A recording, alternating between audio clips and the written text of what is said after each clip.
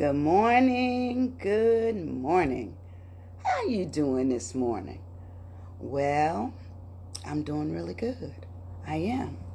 I'm doing just fine. And I apologize because I'm off my schedule for my sessions. I usually have them at 9 a.m. Central Daylight Time until the time changes, which will be soon. But I'm also a Rotarian. And so, as a Rotarian, we had some training online this morning, and it kind of coincided with the same time that I usually get online with you all. So, anyway, I apologize for that. I have one more day of it this week, and I will announce it ahead of time if I'm going to be later, like I am today. But today we're going to talk about tell. You know, I always remember this song that always talked about run and tell that. But it really talks about telling your story, because we have to ask ourselves, do we want to tell our story, or do we want to have somebody else tell our story?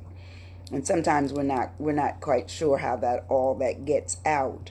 But I was reading through some stuff, and that I thought was pretty cool, all about telling.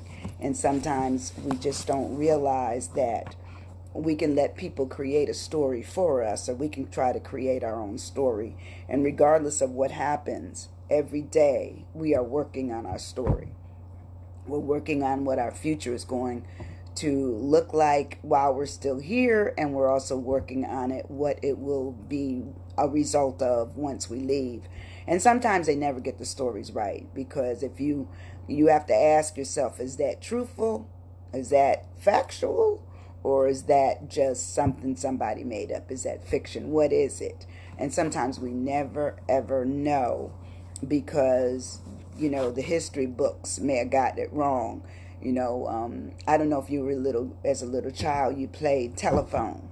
And we would start off a comment at the beginning of a line, and then it would go all the way around the line or the circle that we were standing in. The next thing you know, the last person would say what they heard, and what they heard was never what it started with.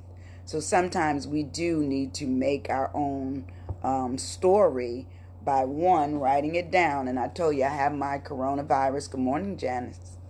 I have my corona. It says I'm covered, Corona Chronicles. So I have this. So I write in this, and then I have some other Dollar Tree books that I love to write in. And so, in fact, before I ever got the Corona Chronicles journal from Candy Publishing, I started. I just have always written in books, and you can go around my house and see when a thought comes up, I'm just going to sit down and write. So, I'm quite sure when I leave here, my daughter will have some stories to tell. She can tell them, but she's going to be able to tell them from what I say, and not necessarily telling them from what she might have only seen a little bit of, or what someone else said, because people will create a story for you, even if you don't, even if you don't want them to. So I'm going to start out by saying, good morning again. And are you stuck? Yes. Periodically, we are all stuck. We're stuck on something. And so we really want to talk about today, tell. It's not someone else's telling, it's your telling. You're telling your own story about what it means to be you. There's only one you. Only one. I mean, to me, that's true creativity, when you understand that to be in existence, and to be able to write your own tale, write your own story, write your own history.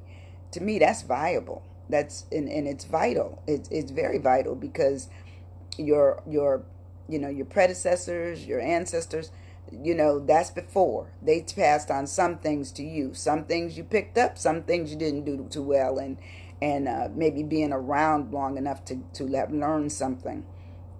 But then there's also the possibility of looking up some history and taking it as some being, as I said, factional or fictional, something. But today we're talking about what you're going to leave the world. Ask yourself that question. In fact, write that down. That's the overarching thing. What are you leaving the world? That would be your legacy.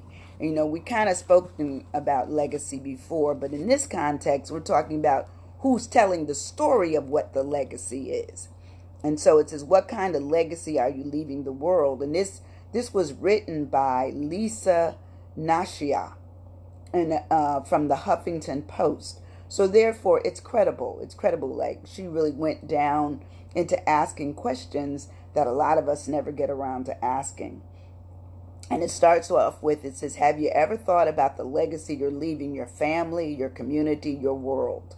That's deep, you know, because sometimes we know what we're leaving our family. We may be leaving them $2.50 in the bank, a whole bunch of bills, a house that needs a lot of attention and may go easily if taxes aren't paid. We know those things. We don't know other things because we don't know what impact we've made on the community if we've never done anything. That's one of the reasons why I think I do volunteer a lot. When it was voluntold to me and voluntarily sold to me through my parents, so I don't mind giving up my time. And so it talks about, it says, but most people never give this a second thought. But it says it's our legacy is something you're creating every day, whether you realize it or not. And it says that we really look at, you know, not just what we're leaving, but how we're leaving it, how we're addressing it, you know, how we're looking at it, are we believable? Are we understood? Are we carefully creating what it should be? Good morning, Maurice. So are we carefully creating and modeling what it is that we want to leave behind as our legacy?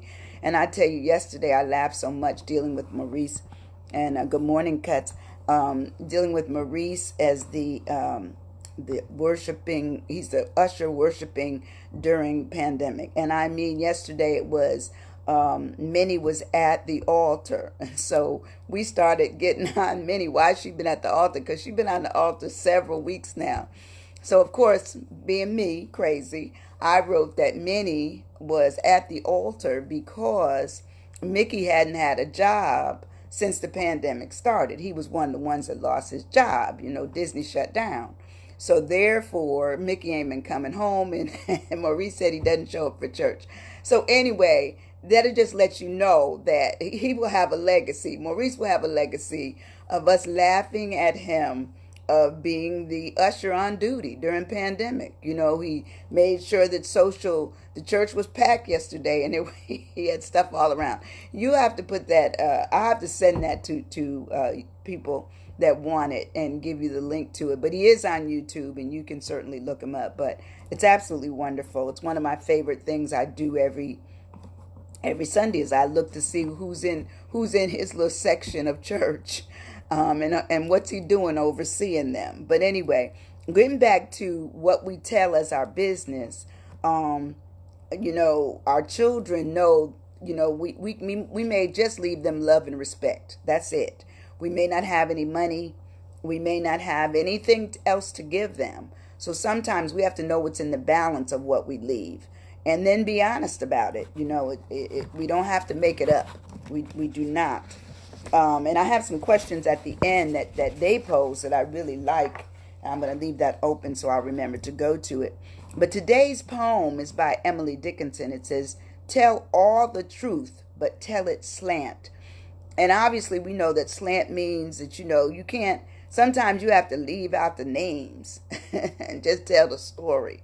Sometimes you may have to embellish just a little bit. Don't lie. Don't lie. But what it is, it's just talking about what it is you leave. People shouldn't have it where it's so dead on point that they know absolutely everything about you. Because let's face it, we are who we are. We're not perfect people. You know, the only, you know, thing that we can say is that we tried. We did our best. And some days we're going to fall down. Some days we're going to be on point. Some years we may be totally out of pocket. We just haven't done anything right for the whole year.